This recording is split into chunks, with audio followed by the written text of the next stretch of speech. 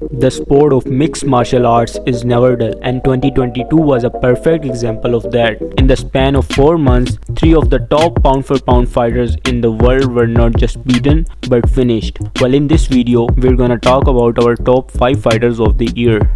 No one took more abuse in the court of public opinion for being the victim of a foul than Aljamain Sterling did after his first fight against Peter Yan. Then injuries kept him out for an year, but in 2022, he silenced the critics with a second win over Peter Yan in defense of his UFC bantamweight title and a second round stoppage of TJ Dillashaw 6 months later. He proved that the true champion at 135 pounds is truly the Funk Master.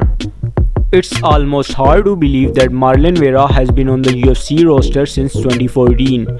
Do you know the year recent Octagon debutant Raul Rosas Jr. was just 10 years old? But it's true, and at 30 years old, with a quartet of wins over Davy Grant, Frankie Edgar, Rob Font, and then Dominic Cruz in his last 4 fights, the latter 2 taking place in 2022. Cheater Vera may very well be in his prime and ready to take aim at the bantamweight belt in 2023. The quick finish of short notice opponent Bobby Green was expected, but when Islam Makhachev did the same thing to Charles Oliveira in October to win the 155-pound crown, it may have kicked off a new era in the lightweight division, as the Dagestani mauler has been looking unstoppable as of late. More impressively, he chose featherweight boss Alexander Volkanovski as his first title defense. That's the mark of a champion. UFC featherweight champion Alexander Volkanovski answered his doubters in late 2021 with a fight of the night win over Brian Ortega.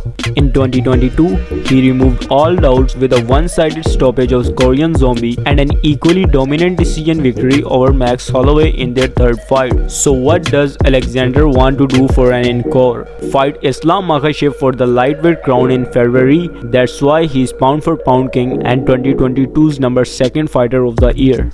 Alex Pereira is on top of the list because he knocked out Israel Adesanya at UFC 281. The hype of Alex Pereira began long before he stepped into the octagon for the first time in 2021, but it kept building his hype in 2022 thanks to win over Bruno Silva and Shane Strickland, and then he went and stopped the reign of former kickboxing rival Israel Adesanya in the main event of UFC 281 in November. That's quite an year for Mr. Pereira.